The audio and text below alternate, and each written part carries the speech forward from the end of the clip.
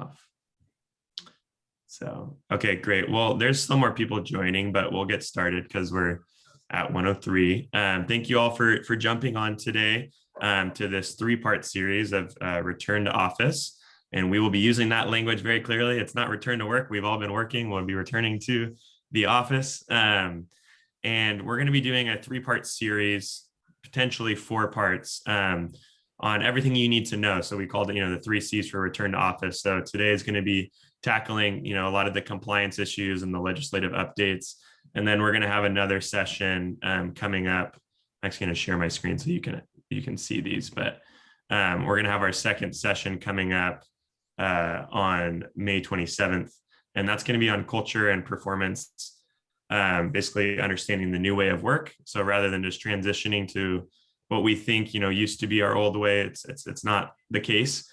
So much has changed, so much has adapted. And so we're going to be providing insights on how to, what to preserve from your new culture that you've taken over the last year, what's going to change when you go back, how to communicate those changes and get that buy-in from your staff, leadership involvement, et cetera. So that webinar number 2 is going to be on May 27th.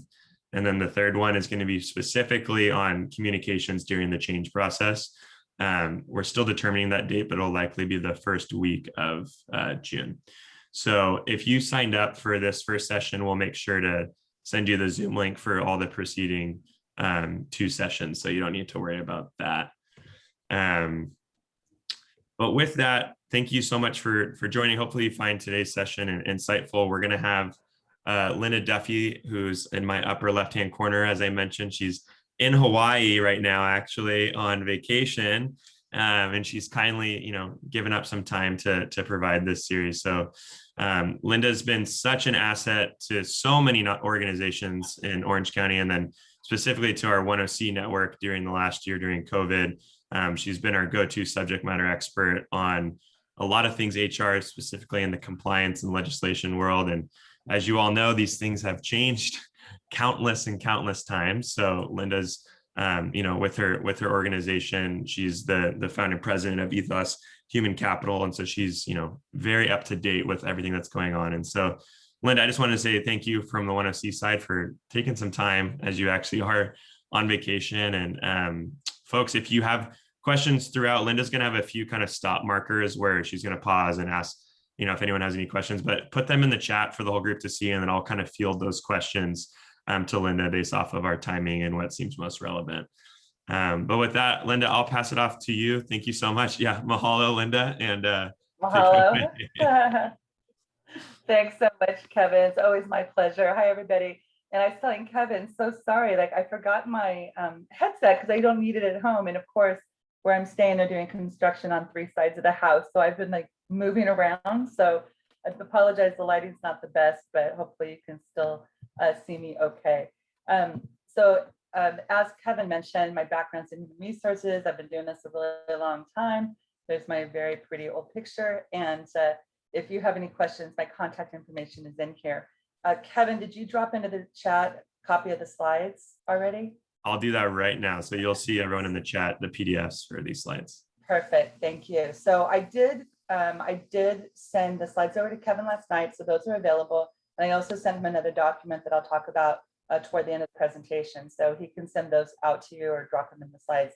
So essentially, I sort of broke this into 3 different categories, really focused on the vaccines at the first part, because a lot of people have questions about whether you can mandate them or not.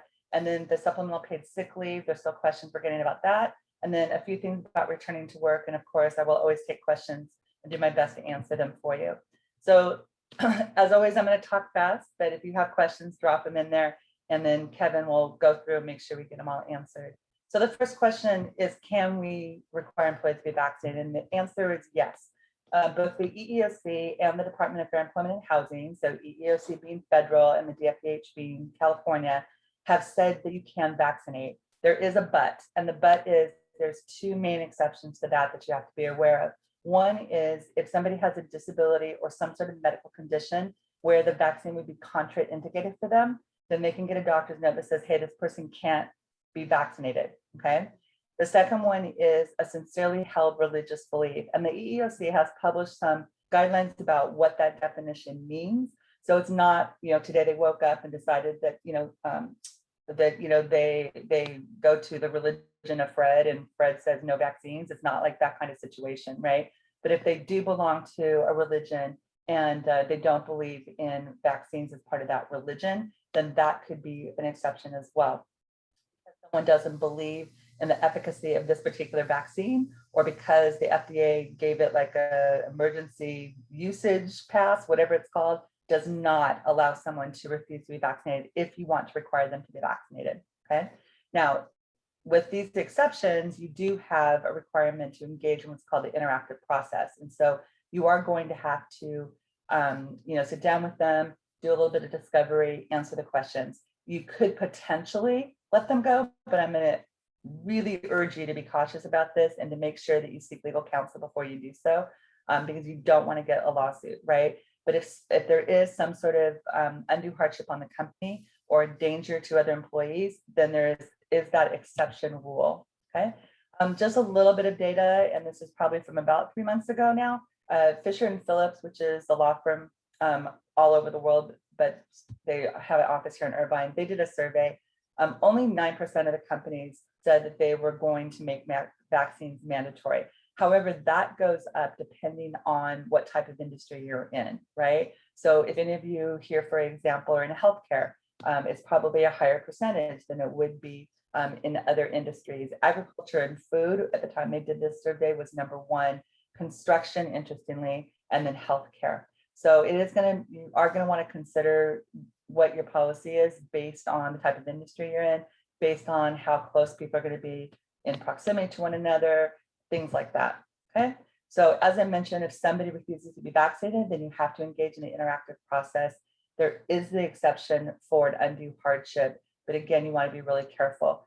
If their objection is unwarranted, then you could potentially fire them, right? Like if they say, I don't like getting vaccines, or I don't believe this is, has been vetted enough or something like that, you could potentially discharge them at that point. However, here's my other caveat is, are you really prepared to fire your best employee? What if the person that says, I don't want to get vaccinated is your star performer? You need to give some thought to that, because it's not going to be acceptable to say, oh, well, okay, we're going to give Susie Q a pass because she's our best performer, but we're going to let Todd go because he's not that good to begin with, right? You really can't single people out that way. You potentially could do it based on type of position, like out in the field versus office or something like that. But again, I would be really careful about making it acceptable. So there are pros and cons to this, right? The pros, obviously, it will save some lives and reduce a lot of medical costs. It reduces the chance of an outbreak. And remember, if somebody is exposed to somebody at work that gets COVID, then it's going to be on you to pay them, right? So you need to think about that as well. There is the possibility of future safety protocol changes. As of right now, we'll talk about this, there are not for vaccinated people, but there will be in the future. We all believe anyway. There also are cons though. You are going to have to deal with this accommodation issue and go through the interactive process. You have to think about firing your best employee. It could have morale implications if people feel like, you're being big brother or something and forcing them. I'm vaccinated. I encourage everybody to get vaccinated. So I want to be clear about that, but you really have to be thoughtful about this as you go through when you're dealing with a group of employees. There is potential workers' comp liability if somebody has a serious reaction to the vaccine and you have made it mandatory. So there's that as well. And we also don't know the long-term side effects of being vaccinated. So that would be on the con side of the ledger there. Some companies are offering incentives. I've heard cash incentives ranging from $100 to $500. Keep in mind that those must be taxed. So it has to be put through payroll like any other incentive. Also, if employees are going to be vaccinated on site, then make sure the employees are on the clock, okay? If employees are going to go offsite to be vaccinated, that time is still going to be paid if you have more than 25 employees, and we're going to talk about that under the SPS.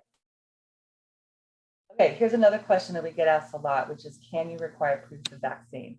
The answer is yes, okay? So if somebody comes to you and they say, hey, you need to pay me because I just spent 3 hours getting my vaccine or something like that, you can say, show me proof of vaccine, right? Or let's say down the road, there's policies, they're going to be different for vaccinated people versus unvaccinated people. You can require the proof of vaccine.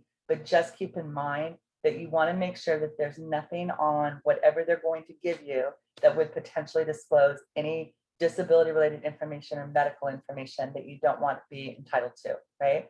So just have them, black that out or something, as long as you can see that they have, received the vaccine and have proof of that, that's fine. Keep anything like that in a separate medical file if you're going to maintain it. You could also just look at it and check a box someplace and make sure that you keep that record. But if you're going to keep a copy of the vaccine card or whatever they have, then keep that in a separate medical file. Here's another thing that comes up, and honestly, I hadn't even thought about this until an attorney said this to me. We were talking about this policy, and she said, yeah, the call that she got that morning was a client said that one of their, one of her clients said that one of their clients said, I only want vaccinated people to come on site. Okay, so that sounds innocuous on the surface. You're like, oh, okay, well, you look around and say that person's vaccinated, they can go. But you have to be careful because you really cannot disclose that to the client, right? I'm not even sure what to do in that instance, other than you can maybe talk to the employee to say, is it okay with you sign here that I'm disclosing that you're vaccinated, but that is considered personal health information and you cannot disclose it to a third party. So if somebody says something like that, like I only want you to send me vaccinated people, you're going to have to tell them you cannot release that information. Okay, hopefully everybody plays by that same rule and then it becomes a non-issue, but it's something else to think about. I'm not going to go through this whole slide because you have a copy of it, and I know this is a little bit of a eye chart on here, but just some of the things we talked about you're going to want to think about, right? Also think about, which I think is really key, is how are you going to handle new hires or applicants, right? Are you going to say, okay, are you vaccinated as part of this policy? If you're going to mandate them, you could probably ask that question, but it probably needs to be done after an offer is made because it would be considered pre-placement, right? That I would get legal advice on before you move forward with that.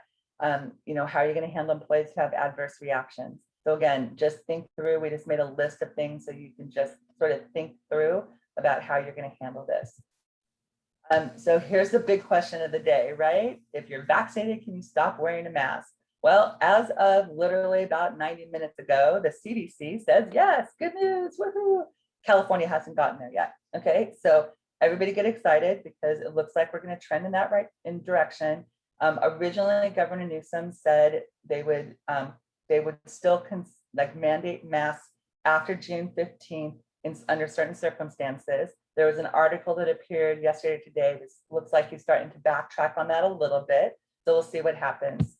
May 20th, Cal OSHA is having some sort of meeting to review some safety protocols.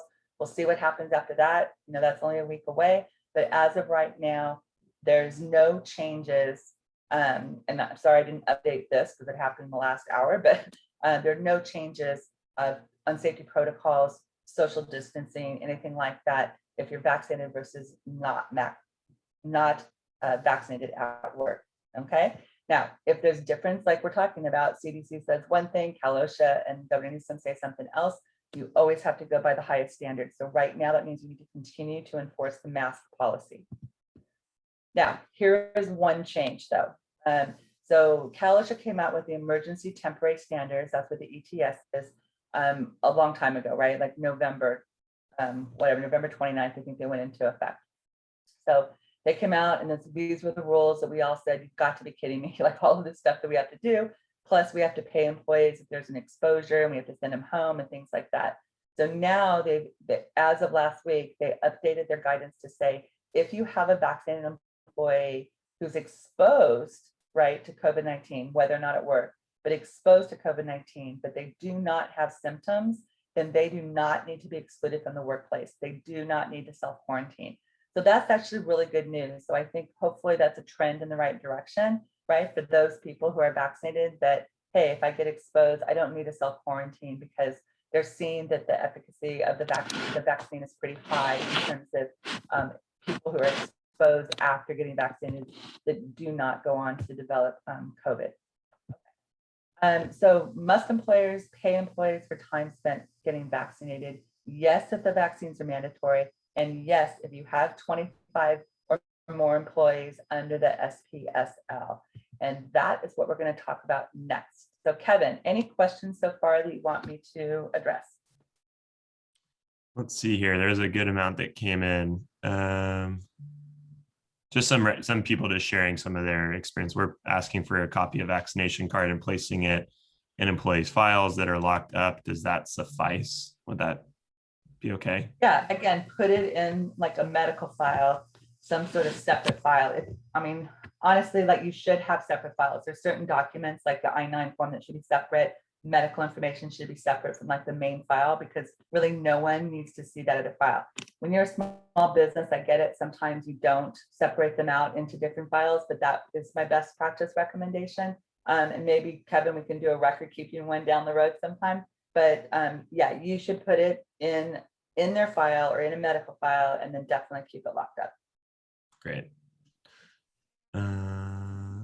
Address that one. Guidelines. Yeah. Okay. I think we're good for now. Okay. So supplemental paid sick leave went into effect March 29th. Okay. And this drives me crazy when the government does this, but it was retroactive to January 1st of this year. Okay. As of right now, it's going to remain in effect at the end of September. So this is a little crazy making, because you're going to have to go back. And if somebody comes to you and they say, you know what, I went and got a vaccine, back in February, you're going to have to go back and pay them for that. So we're going to talk about that in a second. So who's covered? You have 25, if you have more than 25 employees.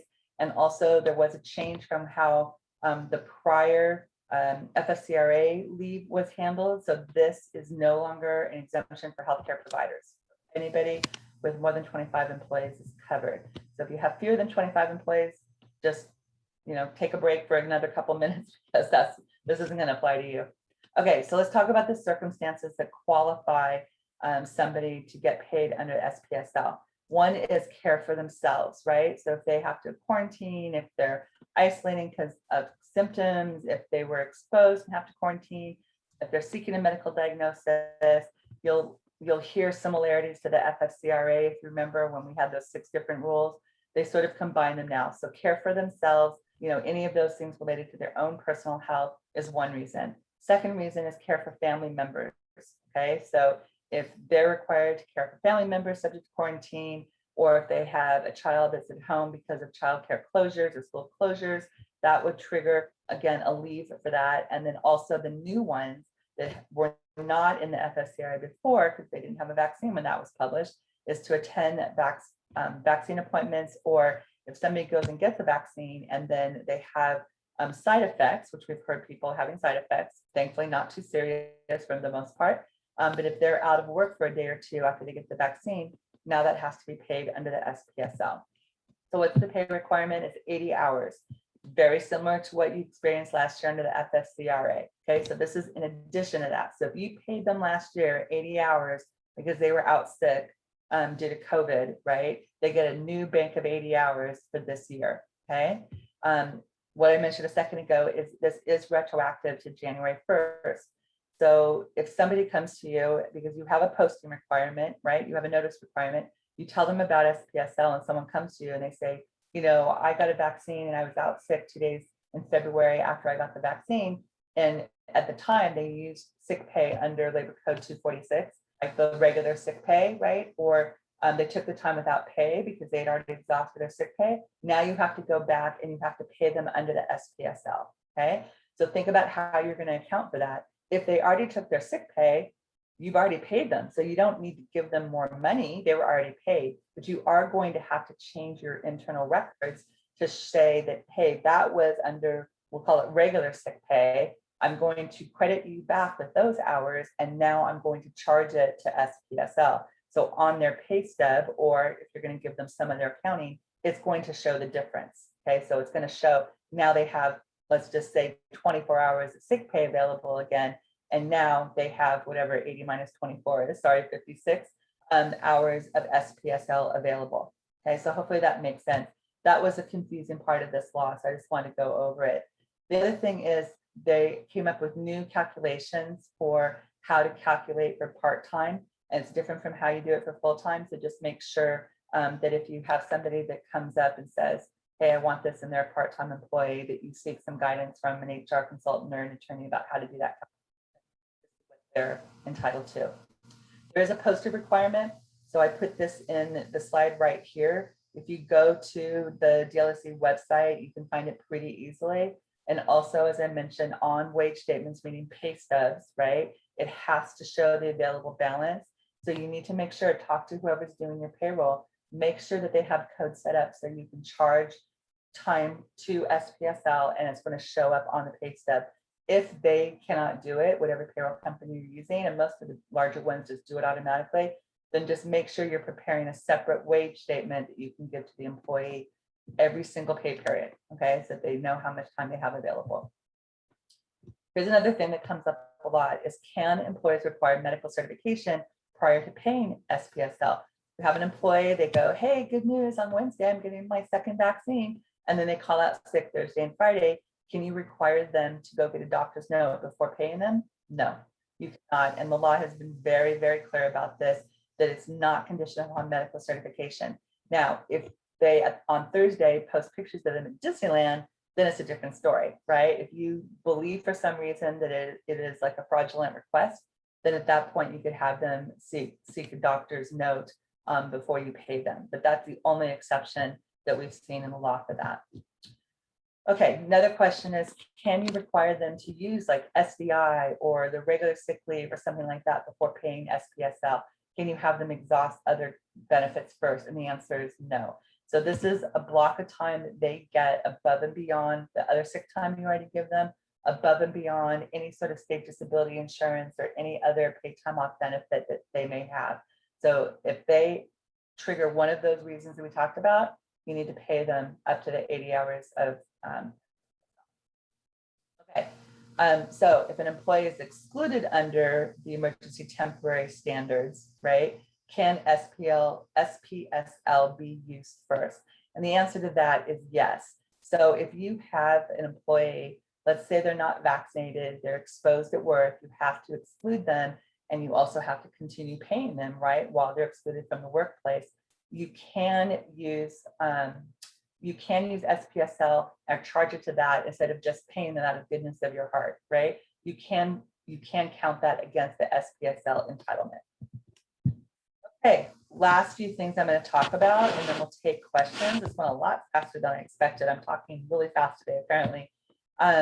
So under California, when you figure out about returning to work, right, the first thing you want to do is you want to know where your county is. This is a screenshot that I took last night, and you can see that for the most part, we're doing really well in California, right? I was really shocked to see that Los Angeles County is actually doing best out of everybody in Southern California. That was shocking to me because for a long time, they had some of the highest rates, right? But they're doing really well, and everybody else is at the moderate level in Southern California.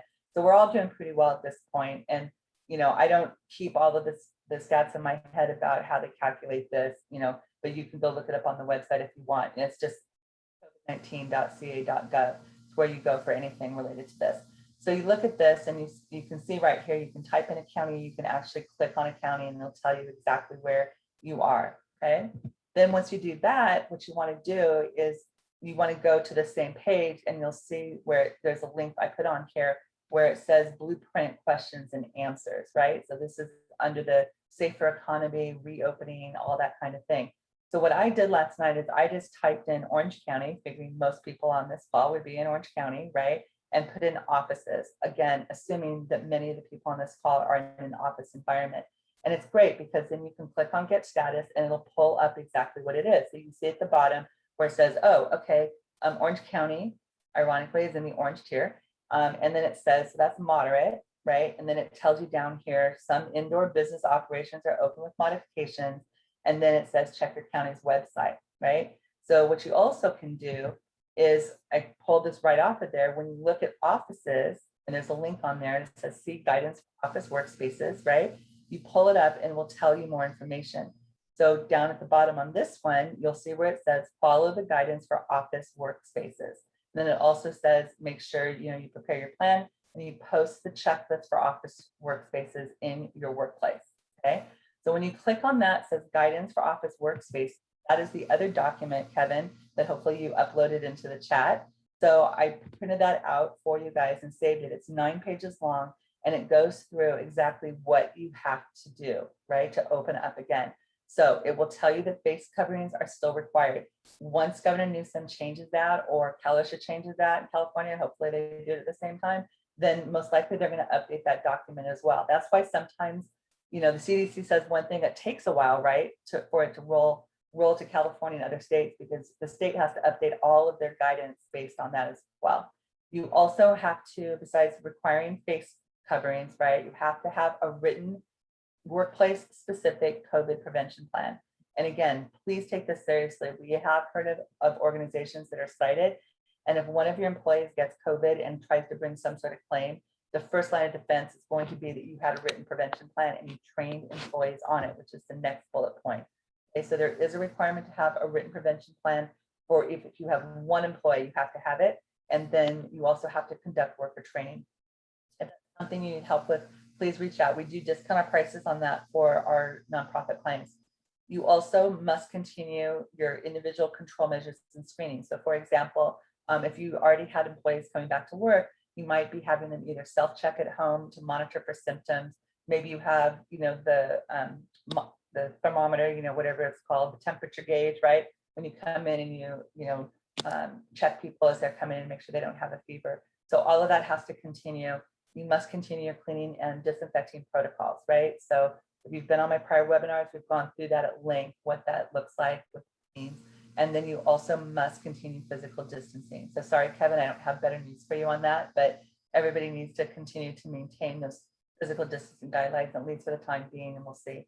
And then I just made a note at the bottom. Always remember though, you have to check the city, you have to check the county, you have to check building requirements if you rent space in a building, because any of those can also have their own guidelines, right? So like for the longest time, Irvine, for example, had a mask mandate when the state did not, right? Things like that. So you need to always make sure you're looking at all of those and playing to the highest standard. Okay? So let's talk about this, because this is coming up a lot. And then get your questions ready. I think this is my last slide. What if my employees don't want to return to the office? I was telling Kevin when we jumped on a little bit earlier, I got that phone call again this morning. She's got 5 or 6 customer service people. They've all been working from home. One of those employees, though, does mostly admin work. It doesn't spend as much time on the phone. They want him to come back. He says, oh, I can't because I have a 2-year-old and I don't have childcare. Like, what do I do, right? So here's what you need to know. You as the employer have the right to dictate the terms and conditions of employment. You can tell them to come back to work as long as it's safe, as long as it's within the state's guidelines, right? You can tell them to come back to work. If they don't want to come back to work, then you could potentially fire them, right? Now, again, I would engage in an interactive process with them. I'd find out why they don't want to come back to work. I'd find out if they have any sort of, higher proclivity for, to get COVID if they're exposed, if they have something going on with them that you might want to consider in that decision making. But you can force everyone to come back to work. We've also had situations where people have moved out of state during the pandemic. They're like, oh no, I'm sorry, I live in Texas now. Okay, well then I guess you don't want a job here in Orange County, right? And just because they say, well, I've been working from home all this time and it works, it doesn't matter. You have the right to tell them the job is in the office. We're not going to leave it open. Now, you want to make sure that you're doing that on a non-discriminatory basis, right? And even if that's not your intent, I always say, even if that's not your intent, look in the rearview mirror. How does it look, right? Could anybody point to anything to say, oh, look, you made exceptions for the white people, the women, the whatever. If it falls into a protected category and it looks like you can sort based on that, then you probably need to rethink you could potentially say, look, certain jobs we're going to allow to work from home. Certain jobs we're not. That's okay. Just be consistent about it. And then I think also, obviously be human about it, right? Give people a little bit of advance notice. Don't call them up today and say, hey, everybody's back in the office tomorrow, right? I wouldn't do that. I would give them a couple weeks advance notice. A lot of my clients are giving them a month's notice to say, this is what our plan is. Some clients are waiting to June 15th to see what happens. Everybody's sort of in their own place, depending on, their circumstances, the type of business they're in, that type of thing. And I'm sure a lot of you have continued to work through the pandemic. right? So everybody's in their own place. So back to my story about this morning, we talked about it and I said, well, here's the thing. I would give him some time to find childcare. Childcare has been back for a long time. Schools have been open for a long time. So it's unlikely that he is unable to find childcare due to COVID. And just if he doesn't have childcare, doesn't trigger the need to pay him under the SPSL, right? So, if he can't find, if his childcare is closed due to COVID, then that's one thing, but otherwise he needs to come back to work. All right, Kevin, let's hear it. What questions do we have? Rapid fire. I have one. Let's give everyone some time to think about that. If you need, the slides are in the chat if you want to go back and look through and see if anything comes back up. But one question that came is for the Workspace guidance PDF you gave, Linda. It's from July of 2020. What if there's certain things that are no longer apply, or they're pretty much generalizable still to today, right? I dropped that off of the website. So as far as I'm concerned, that is what we're going by. I pulled it up last night. So if they haven't updated it, that's what we need to play by. Okay. Awesome. So, okay, so we went through really quickly vaccines, SPSL, and then returning to work. So we definitely jumped through that. Does anyone have questions? Again, I know some of you apologize. It seemed like the link was set for yesterday or something. So some people were joined late. This is all recorded, so I will send this to you if you missed the first bit. So sorry about that. But does anyone have any questions about what we just covered so far? Okay, there's one. Oh, here they come. It's a good question. I know this is workplace oriented, but I'm curious how other nonprofits are handling gatherings of their boards and fundraising groups. I know from our experience and, from what we're seeing at 1OC, I know Stacy's on this call. Feel free to chime in, Stacy, if you have any other thoughts. But for the most part, our board is, going to pretty much align with what we're doing as an organization. So returning to office, 1OC has our timeline, and that's going to apply for staff as well as board gatherings. So continuing in that environment, but I'm sure there, it is kind of organization specific. But I think we're recommending best practice to have that continuity there with all your groups, have that kind of set rollout date. So I think most boards are still meeting virtually, and probably will likely continue to meet virtually. So I saw that was a question from someone. What are the CDC guidelines to holding in-person events? Great question. I didn't look at the CDC chart because again, it's going to be based on what California says. For us, it's not going to be based on what the CDC says. I do know I've been to some Angel games, so that's a good start. They do have, like the Dodgers are doing something where they're having like a vaccinated person section. I don't know how that's going to work out, but I know they're trying that. If you go to the California, the COVID-19.ca.gov website, then you can also see on there some of the things they're doing for large venues and for outdoor meetings and stuff like that. So far, they're allowed, but it's restricted to a percentage. So I don't remember if it's 20%, it's something like that, whereas like 20% of the people can be on site at the same time, something like that. Okay, good. I saw someone, I'm not sure, VLI, it's probably an acronym for something. The slides are in the chat. Oh, that's Veterans Legal Institute. Come on. Oh, veteran, perfect. So veterans there, it's in the chat. So if you want to download those, I just put them in there. Yeah. Oh, there's the percentages. Joyce is asking, can we ask if an employee has been vaccinated or is it a violation? So yeah, so Joyce, if you jumped on late, go back and listen to the first part because I did talk about that. You can ask if someone's been vaccinated. That's fine because they're not disclosing a medical condition. So you want to be really careful though, because that's a slippery slope, right? Because if they say no, and I'm not getting vaccinated, right? It may be because they have a medical condition, and then you're in that interactive process stage. So yes, you can ask. You can take a copy of their vaccination card. You can put it in their, medical file, all sorts of things like that. You just don't want to go down that road too far. VLI says, we love Lena Duffy. I love you guys too. Any other questions? I can't believe we got through this so fast. I talked, You, but you're on vacation. You want to get back to Hawaii. We have it's going to take a while to get across the bridge to Honolulu. So, Yep. Here's another one, Linda. Can you repeat? Oh, that's the website. Can you repeat the website again for CDC guidelines for in-person events? Did we put that? What I said is if you go to covid19.ca.gov, that's like the beginning of every link I put in here, right? You'll see, you can go there and then you can figure out the, like, instead of looking for office space, look for like sporting events, large venues, things like that. And it'll tell you what it is for outdoor events and things like that. Like somebody posted it here, it's 25 to 50% capacity in orange tier. So I mentioned I had been to Angel Games, right? So they are very socially distanced. Once we went into the orange tier, then all of a sudden they started adding a few more people, but it's still like really, really small. Okay, and then Veronica said, we copy an employee's vaccination card. How long do we want to retain it? You don't have to retain it at all. So it's up to you guys what you want to do. You can put it in your employee, you can put it in, the medical file and just keep it as long as you can keep the medical file.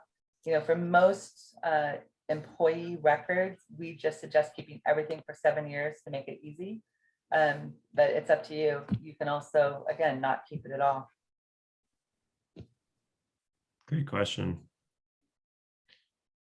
Anybody else? We have a few more minutes with Linda. If anyone has any burning questions, or is there anything that we did go quickly? So is there anything that didn't make sense or we can recover? Are people bringing people back to work? Is everybody waiting until June 15th? Is everybody just going to work from home from now on? Yeah, I'd be curious. Maybe put in the chat, what your current organizational plan, if you don't mind.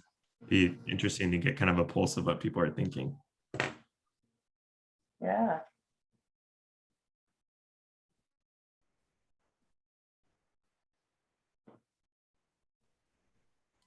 Right, so Mary, I want to try to not lose yours here. Okay, so they extended from 10 weeks to 12 weeks. Yeah, so that's a little bit confusing. So I'm going to read Mary's out loud. So I'm losing it here on the chat. Go back up.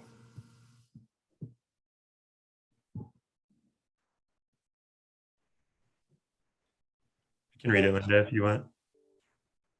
So I see it. So the FFCRA FMLA was extended from 10 weeks to 12 weeks through September 30th as a result of ARPA, right, which is the American Rescue Protection Act or something like that.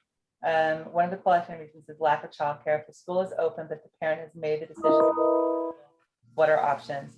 Yeah, so the employee does not have an option there other than to resign, I guess, right? So if childcare is unavailable, like if the childcare was shut down due to COVID, then you would be giving them the 12-week leave, right?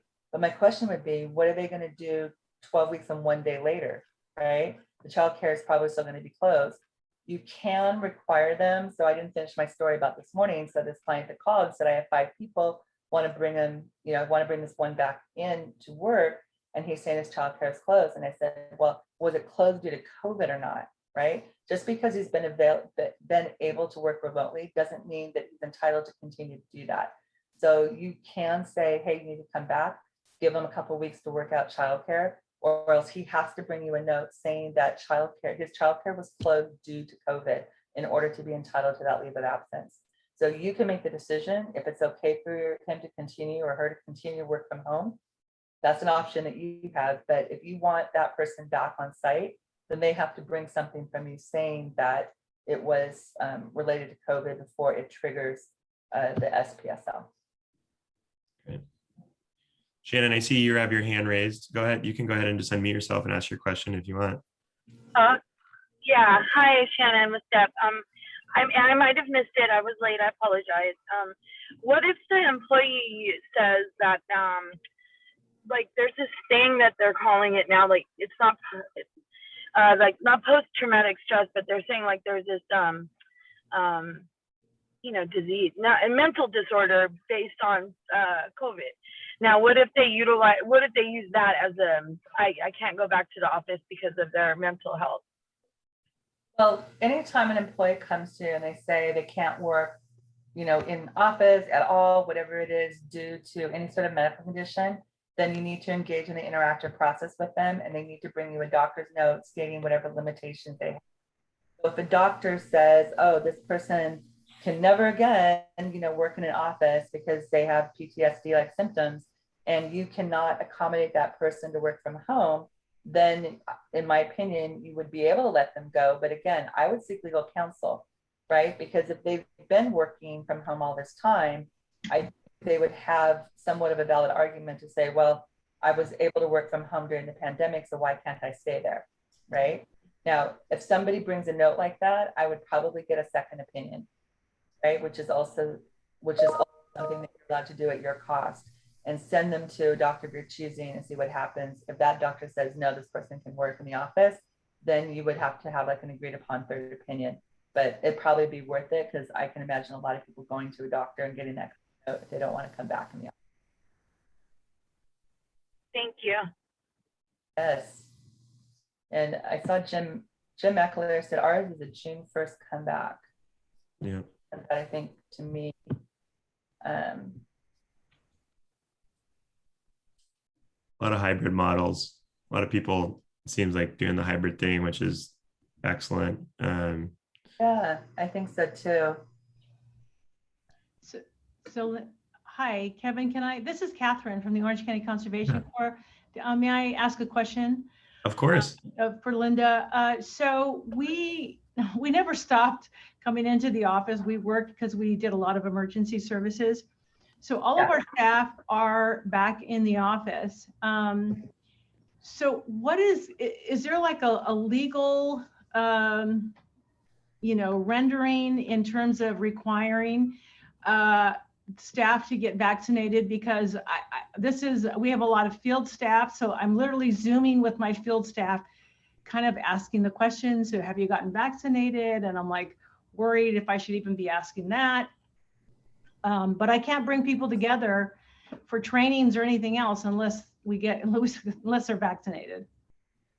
Yeah, so again, you are allowed to mandate vaccines if you want to do it. You Okay. just go through, look at the slides and go through and think about all the things that we talked about to say, does this make sense, right? So when I did a vaccine webinar last month, we did a poll at the very beginning and we asked how many of you are thinking about mandating vaccines, and it was 10% saying definitely they're going to, and then it was like 25% or so saying no for sure, and then the other whatever that is 65% was depends on what you tell me today, Linda. That was their choice, right? So right. It's not something to be taken lightly. You do have a lot of things that you need to be thinking about policy. So that's something that only you can make that decision, and decide what's best for you. But know that it's within your legal right to mandate the vaccine. Just follow the rules if you don't. If somebody says they're not going to get vaccinated, just make sure that you go through that interactive process and determine why, and then take the proper step after. Okay, thank you. Yeah. Any other questions? Yeah. Oh. People are sharing what they're doing, which is great.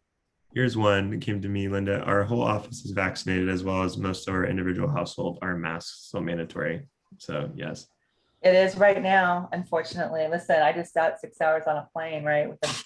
I'm hoping that American Airlines reads the CDC release today by Monday when I come back home. So I'll have to sit on the mask the whole time. But as of right now, yes, you still have to wear a mask in California.